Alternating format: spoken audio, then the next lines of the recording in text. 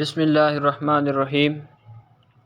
Novelette جب آنکھیں اہن پوش ہوئیں، مصنف عزیز احمد، ایپیسوڈ نمبر 2۔ یہ پہلی رات نہیں تھی جو ساری بوغا نے تاروں کی چھاؤں میں گزاری تھی۔ یہ پہلی مرتبہ نہیں تھی کہ اس نے المالیک سے سمرقند تک تنہا سفر کیا تھا، لیکن جب تارے ڈوب چکے اور آدھا سفر ابھی باقی تھا تو اس نے اپنے سر پر دھوپ کی گرمی محسوس کی، حالانکہ ابھی صبح ہوئی تھی اور آفتاب صبح کا زاویہ ابھی تک بہت ٹیڑھا تھا۔ اس نے اٹھ کر انگڑائی لی، سر پر آہنی خود پہنا، ذرا لگائی، مشکیزے سے ایک گھونٹ پانی پیا۔ کھانے کو کچھ نہ تھا، دمبے کی پوری بھنی ہوئی ران وہ رات ہی کو پوری کی پوری کھا گیا تھا۔ اس سے 2 قدم پر ہڈی پڑی ہوئی تھی۔ اس ریگستانی حصے میں سوائے چٹانوں اور ریت کے کچھ نہ تھا، پتھریلے یا ریتلے ٹیلے تھے اور کچھ نہ تھا، اور دفعتاً اس کے ذہن میں بجلی سی دوڑ گئی کہ اس کا رفیق غائب تھا۔ اپنے رفیق کو اس نے تھوڑی سی سوکھی ہوئی گھاس رات کو دے دی تھی، اپنے مشکیزے سے تھوڑا سا پانی بھی دیا تھا، حالانکہ یہ جنس بہت قیمتی تھی۔ پھر اس نے کمند کی رسی سے گرہیں دے کر ایک نکیلی چٹان سے باندھ دیا تھا۔ رات کو اسے یاد تھا کہ ایک آدھ بار اس نے اپنے رفیق کے ہنہنانے کی آواز سنی تھی۔ پھر وہ ایسا غافل سویا کہ اسے نہ دنیا کی خبر رہی نہ آخرت کی، اور اب جب صبح کا اعلان نہ مرغ سحر نے کیا، نہ سمرقند کی طرح کووں کی کائیں نے، اور آفتاب نے ریگستان میں سوا نیزے پر سر نکالا، تو اس کا رفیق غائب تھا، زین، رکاب، لغام سمیت۔ اس کا احتمال کم تھا کہ کوئی چور آ کے اس کے منگول ٹٹو کو لے گیا ہو، کیونکہ ریت میں دور تک کسی کے قدموں کے نشان نہ تھے۔ ساری بوغا نے سب سے پہلے یہ اطمینان کر لیا، نہیں، بے وفائی اس کے رفیق نے کی تھی جو عام طور پر وفادار تھا۔ معلوم نہیں اس وحشی جانور کے دل میں کیا سمائی جو کسی نہ کسی طرح رسی چھڑا کے بھاگ کھڑا ہوا۔ ایک دوسرے کے بغیر ریگستان دونوں کے لیے موت تھا، لیکن بھاگتے وقت اس کے رفیق نے یہ بھی نہ سوچا، جانور جو ٹھہرا۔ ساری بوغا نے مشکیزہ کمر سے باندھا، تلوار لگائی اور گھوڑے کے سم کے نشانات ڈھونڈتا ہوا روانہ ہوا۔ تھوڑی دور تک تو چمکتی ہوئی ریت پر نشانات صاف نظر آتے، پھر پتھریلی زمین یا کوئی ٹیلا آ جاتا اور نشانات پھر غائب ہو جاتے۔ معلوم ہوتا بے وقوف جاندار نے واپس المالیک کا رخ کر لیا تھا۔ ویسے یہ بڑا بزدل ناخلف ٹٹو نکلا، حالانکہ اس کے آباء و اجداد نے چنگیز کے ساتھ نکل کر دنیا فتح کی تھی، روس کی چراگاہوں میں جاڑوں میں سموں سے برف کھود کے گیلی جمی ہوئی گھاس کھائی تھی، اور ایران کے رہگزاروں کو تپتی ہوئی دھوپ میں طے کیا تھا۔ ساری بوغا نے ابھی تک مغلوں کی سخت جانی باقی تھی۔ تیمور اور سلطان حسین کے ساتھ رہ کر بھی اس نے اپنی وضع نہ بدلی، وہی لمبی مونچھیں دونوں رخساروں پر بچھو کی ٹوٹی ہوئی ڈانک کی طرح جھکی ہوئی، اور ٹھڈی پر وہی مختصر سی داڑھی گرد سے اٹی ہوئی۔ دھوپ ہر لمحہ تیز ہوتی جا رہی تھی۔ گھوڑے پر یہ دھوپ کچھ نہ تھی، کیونکہ جب سے اس نے ہوش سنبھالا تھا گھوڑا اس کے جسم کا گویا نصف حصہ تھا۔ اس کے بغیر اس کی زندگی، اس کا وجود، اس کا جسم نامکمل تھا۔ وہ دماغ تھا، قوی بازو تھا، تلوار تھا، مگر قدم، رفتار، حرکت، یہ سب گھوڑے کا کام تھا۔ اپنی زندگی میں ساری بوغا نے کبھی اپنے آپ کو اس قدر مجبور محسوس نہیں کیا تھا جیسے اس تپتی ہوئی صبح کو، اس جھلستے ہوئے ریگستان میں پیادہ پا۔ جب گھوڑے کی ٹاپوں کے نشان غائب ہو جاتے تو ساری بوغا کسی ٹیلے پر چڑھ کے دیکھتا، اور تھوڑی دور پر پھر نشان نظر آتے، اور پھر ٹیلے پر سے اترتا۔ اس مرتبہ جو وہ ایک ٹیلے پر چڑھا تو اس نے ایک ویران سا مینار دیکھا، کسی مسمار عمارت کا مینار جو اس لک و دک ریگستان میں معلوم نہیں کس نے بنائی تھی، غالباً خازم شاہیوں نے، غزوں نے، یا مغلوں یا شمال کے شہسواروں کی نقل و حرکت دیکھنے کے لیے۔ اور اب بھی یہ ناممکن مدور مینار اس ریگستان میں کھڑا تھا۔ اس امر کی واحد علامت کہ یہاں انسان کا بھی گزر ہوتا رہا ہے، ورنہ اس کڑکتی ہوئی دھوپ میں کسی جاندار کا پتہ نہ تھا، نہ کوے کی کائیں کائیں تھی، نہ گیدڑ کی آواز۔ آسمان پر اکیلا ایک گدھ منڈلا رہا تھا۔ ساری بوغا نے جلدی سے مینار کا رخ کیا۔ یہی ایک موقع تھا، اگر مینار پر چڑھنے کی سیڑھیاں ہوں یا کم سے کم دیوار میں کچھ پتھر ایسے ہوں جن کے سہارے اوپر چڑھا جا سکے تو اطراف میں بہت دور دور تک کا علاقہ نظر آئے گا، اور کہیں نہ کہیں اس کا گھوڑا نظر آ ہی جائے گا، کیونکہ بے وقوف گھوڑا الملیک تک پہنچ ہی نہیں سکتا۔ اس کے بغیر اس کے گھوڑے کا وجود بھی تو نامکمل تھا، کیونکہ وہ اس کا دماغ تھا، وہ ہاتھ تھا جو اس گھوڑے کو سوکھی ہوئی گھاس اور مشکیزے کا پانی دیتا، اور اس ریگستان میں نہ کہیں ہری گھاس تھی اور نہ چشمے کا پانی۔ مینار کے قریب پہنچ کر اس نے دیکھا تو یہ کافی اونچا تھا، پتھروں کا رنگ ریت کے پڑوس میں اور زیادہ ریتلا ہو چکا تھا، اور ان میں کہیں کہیں سرخی جھلک رہی تھی۔ زینے پر چڑھنے سے پہلے اس نے صدا لگائی، او او او، اور اس کی اپنی ہی آواز گونج کر واپس آئی۔ اس کی تلوار کی نیام پتھروں سے ٹکرائی اور اس کے چمڑے کے جوتوں کی چر چر کی آواز سے بھی گونج سی پیدا ہوئی۔ اس نے کھنگھارا اور کھنکھارنے کی آواز بھی مینار کی سیڑھیوں پر گونج اٹھی۔ ساری بوغا بہادر تھا، لیکن انسانوں کے مقابل غول بیپا بانی کے متعلق اس نے بہت سے قصے سمرقند میں سنے تھے، اور بڑے معتبر لوگوں کی زبانی۔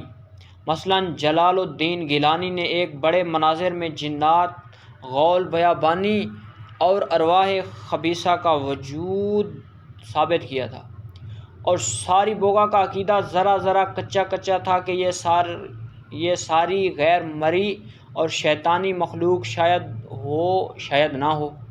معلوم نہیں اسے غول بیانی کا خیال پہلے آیا یا وہ آواز پہلے سنائی دی یا دونوں ایک ساتھ، مگر یہ ایک نئی طرح کی آواز تھی، کسی اور کے چمڑے کے جوتوں کی چر چر کی گونج، پتھروں سے کسی اور کی تلوار کے میان کے کھڑکھڑانے کی آواز، اور پھر ایک صدائے باز گشت۔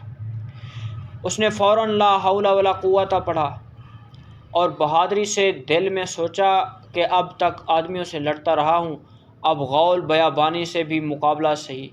لا حول ولا قوت کے ساتھ ہی ساتھ اس نے من کے کوکو تینگری نیل میں جادوانی آسمان کو یاد کیا، کیونکہ اور چغتائی مغلوں کی طرح اس کا عقیدہ کچا تھا۔ کبھی وہ خدائے واحد القہار سے مراد مانگتا اور کبھی جادوانی آسمان سے،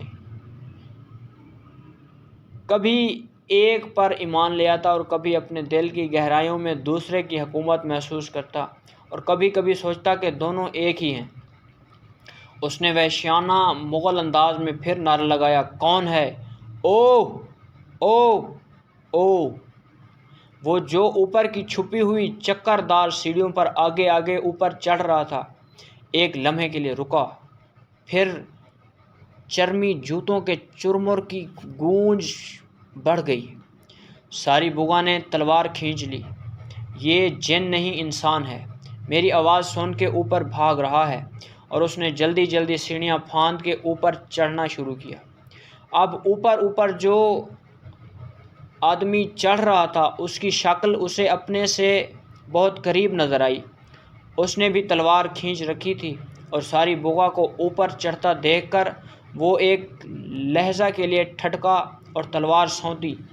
بے اختیار ساری بوغا کی زبان سے حیرت کے عالم میں نکل گیا، سلطان حسین!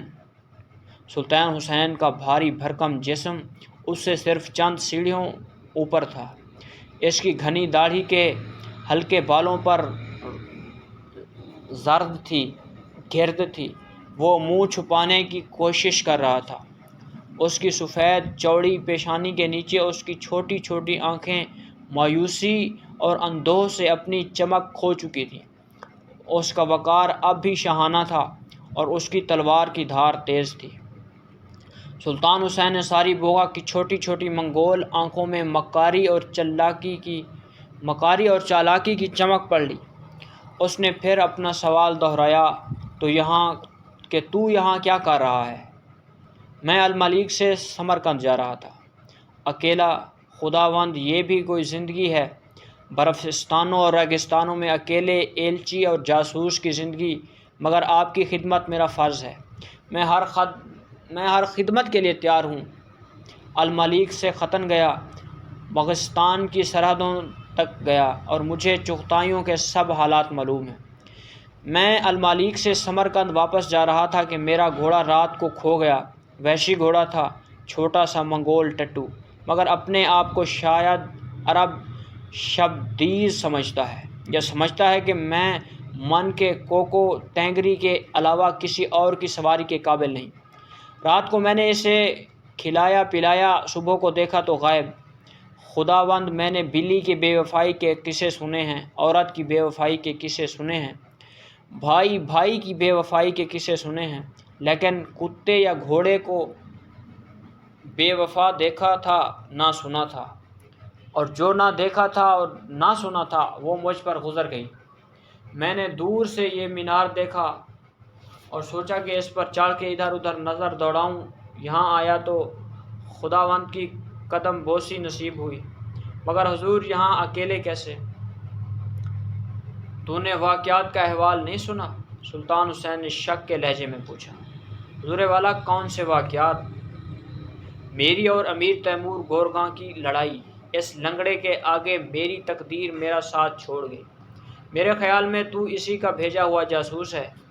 ساری بوغا ایک لہجے کے لیے ہچکچایا کہ اپنی تلوار سلطان حسین کے سینے میں کھونپ دے یا اس کے قدموں پر ڈال دے، لیکن اس کی اپنی گردن کے قریب سلطان حسین کی تلوار کی نوک تھی۔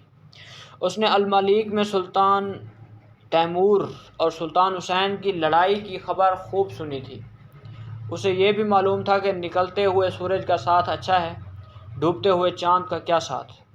اس کے چہرے پر کم کرختگی پیدا ہوئی، یہ خواہش کہ ایک وحشیانہ دار میں یہ تلوار سلطان حسین کے ہاتھ سے گرا دے، اور اس کی آنکھیں سلطان حسین کے سرو منجمد آنکھوں سے دو چار ہوئی تو اسے محسوس ہوا کہ جیسے اس کے خیالات سلطان حسین پر آئینے کی طرح روشن ہیں۔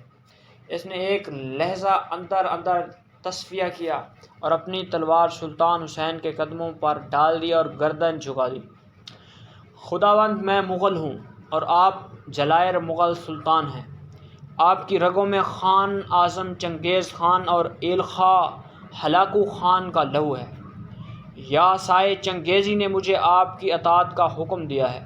میں آپ سے غداری کر کے تیمور لنگ کا ساتھ کیسے دے سکتا، جو گورگاں ہے، جو چنگیز کے خانوادے کا داماد ہے اور ہے بھی تو آپ ہی کے رشتے سے۔ میں من کے کوکو تینگری کی یا سائے چنگیزی کی قسم کھاتا ہوں کہ میں آپ ہی کا نوکر ہوں۔ یہ کہہ کر ساری بوغا نے اوپر کی سیڑھیوں پر سلطان حسین کے قدموں کے قریب اپنا سر رکھ دیا۔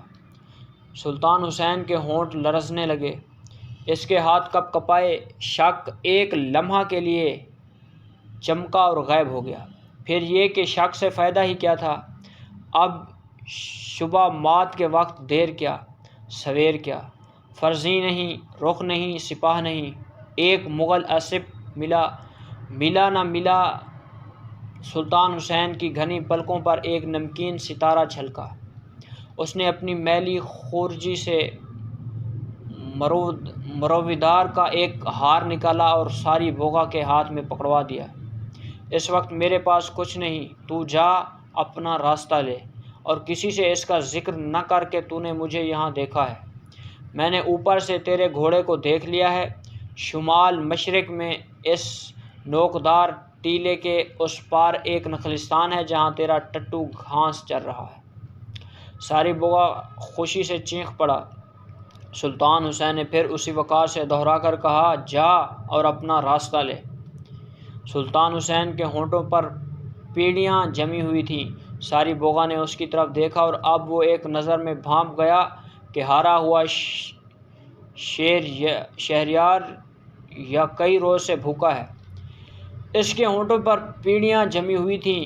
وہ دیوار کے سہارے اپنی وزنی بوجھ سنبھالے تھا، لیکن اب بھی اس کا ہاتھ تلوار کو مضبوطی سے تھامے تھا، اور ساری بوغا کو مجال نہ ہو سکی کہ اپنی نثار کی ہوئی تلوار پھر سے اٹھا لے اور وہیں غداری کا وار کر دے۔ اس نے نظر اٹھا کے سلطان حسین کی طرف دیکھا۔ اس کے سارے خیالات پھر سلطان حسین پر آئینے کی طرح آشکار تھے۔ گویا سلطان کی آنکھیں اس کی غداری کو سمجھ بھی رہی تھیں اور معاف بھی کر رہی تھیں۔ اس نے پھر سلطان کے قدموں پر سر رکھ دیا اور رونے لگا۔ میرے آقا نے مجھ پر رحم کیا، میری جان بخشی کی، مجھے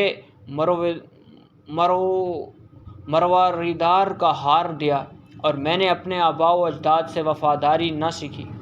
میرے آباء و اجداد نے چغتائی خاں کے ساتھ ختن فتح کیا، اور میں آج حضور کے کام نہ آ سکا۔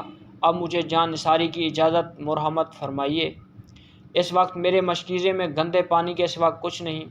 میں نخلستان سے اپنے ٹٹو کو لے کے کسی قریب کی ترکمان خیمہ گاہ تک جاؤں اور وہاں سے اپنے آقا کے کھانے کے لیے کچھ نہ کچھ لے کے آتا ہوں۔ سلطان حسین نے اسے اٹھنے کا حکم دیا، لیکن اس کی تلوار اس کے حوالے نہیں کی۔ یہ حفاظت کی آخری کوشش تھی، لیکن اسے قتل بھی نہیں کیا۔ شاید اس کے دل میں وفا کی شمع روشن ہو، شاید وہ پہلا منگول اسپ ہو اور شطرنج کی سب مہرے اس کے ذریعے فراہم ہوں، اور شاید تقدیر کا بھی یہی منشا ہو۔ اس سے پہلے بھی کئی بار یہی ہو چکا ہے کہ دوست نے دشمنی کی اور دشمن نے دوستی، غدار نے جان بچائی اور جان نثار نے غداری کی۔ سلطان حسین نے اسے اٹھنے کا حکم دیا اور کہا، یا تو اپنا رستہ لے، یا اگر تو سچا ہے تو دن کو ادھر کا رخ نہ کرنا، رات کو اگر کچھ کھانے کے لیے لا سکتا ہے تو لے آ۔ یہ کہہ کے سلطان حسین نے اسے شک کی نظروں سے دیکھا، مگر اب اس منگول سردار کے چہرے پر کہیں مکاری اور چالاکی کے آثار نہ تھے۔ اس نے سلطان حسین کے ہاتھ چومے، اپنی تلوار وہیں اس کے قدموں پر پڑی رہنے دی اور ادب سے سیڑھیاں اترنے لگا، اور مینار سے باہر جانے سے پہلے ایک بار پھر اس نے سر بسجدہ ہو کے سلام کیا اور کہا کہ یہ جان نثار اندھیرے ہوتے ہی اپنے آقا کے لیے کھانے کا سامان کہیں نہ کہیں سے لیتا آئے گا۔ سلطان حسین نے اسی طرح دیوار کا سہارا لیے کھڑا رہا، مگر اسے بھوک سے چکر آ رہا تھا۔ جب ساری بوغا مینار سے باہر غائب ہو چکا تو سلطان حسین نے مینار پر سے چڑھ کے دیکھا۔ نخلستان میں اپنا ٹٹو دیکھ کے ساری بوغا اس اشتیاق سے اس کی طرف دوڑا کہ اس عالم میں بھی سلطان حسین کو ہنسی آ گئی، اور اسے پھر ذرا سا اطمینان ہوا کہ ساری بوغا نے وہاں کا رخ نہیں کیا، بلکہ وہ جنوب میں اس طرف روانہ ہوا جہاں ترکمانوں کے خیمے تھے۔ اس کے باوجود سلطان حسین کو ساری بوغا کی غداری کا اندیشہ برابر کھٹکتا جاتا تھا۔ اس کے دل میں یہ بھی آئی کہ شام ہوتے ہی اس ویران مینار سے اور کہیں بھاگ نکلے، لیکن پھر بھوک پیٹ میں اژدہے کی طرح پھنکارے مارنے لگی، اور سلطان حسین نے اپنے دل میں کہا کہ یہ گدھ جو دن بھر مینار پر میرے انتظار میں منڈلاتا رہا مجھے کتنی دور اور جانے دے گا، اور وہ تن با تقدیم نیم غشی کے عالم میں۔